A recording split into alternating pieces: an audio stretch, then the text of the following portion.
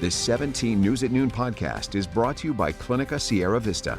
Welcome back to the 17 News at Noon podcast, where we share your news on your schedule. Well, good day. I'm Elena Russ. Now to your 17 News Court Watch. A woman charged with killing a local woman in a hit-and-run crash is due in court today. Stephanie Henninger, that is, admitted to driving a car that started a chain reaction crash back on July 22nd of 2020, killing 65-year-old Deborah Ann Gano.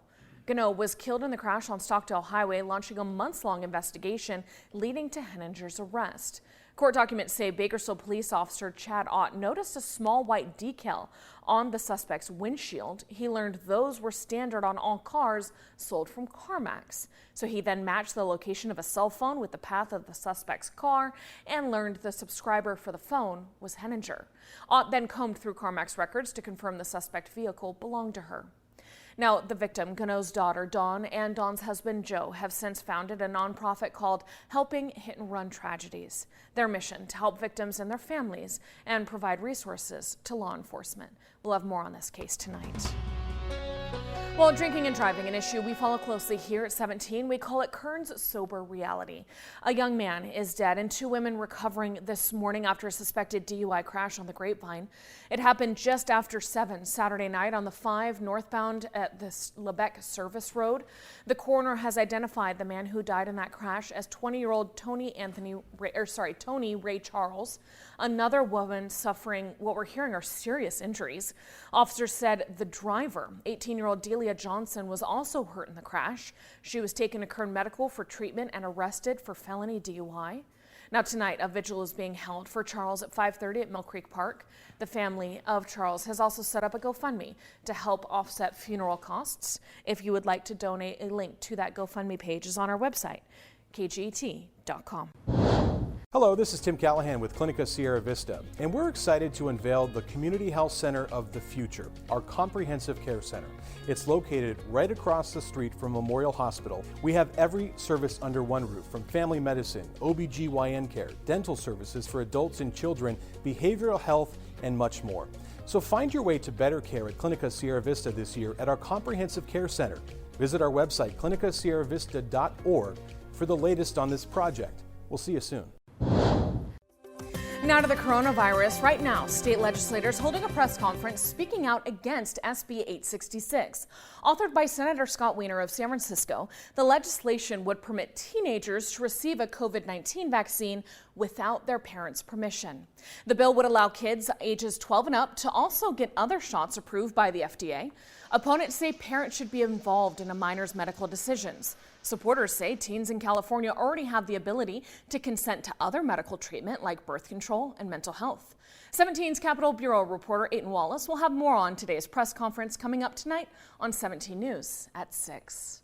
And let's take a look at the latest COVID-19 case numbers here locally as Kern County Public Health updated their dashboard this morning to reflect 1,211 new positive cases and 5 new deaths. State data shows we have 58 patients hospitalized with the virus and 8 listed in local intensive care units.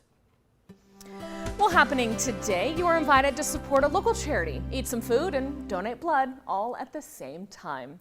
Jersey Mike's Subs on Coffee Road is teaming up with the David Marcus Thumbs Up Charity and Houchin Blood Bank for a fundraiser and blood drive in memory of David Marcus. He was a fixture in our community, affectionately known as Mr. Bakersfield, spreading positivity and light wherever he went. Houchin will have their mobile blood bank at Jersey Mike's today until 8 p.m. They will be donating 20% of the sales to the David Marcus Thumbs Up charity, which awards scholarships to local high school seniors. Well, in business news, bittersweet news for the return of pumpkin spice lattes at Starbucks. While pumpkin spice returns today, it's coming with a higher price. Depending on the location, a grande-sized pumpkin spice latte will cost between $5.45 and $5.95. That's about a 4% hike compared to last year. Starbucks, along with other chains, have increased their menu prices gradually over the past year due to rising inflation.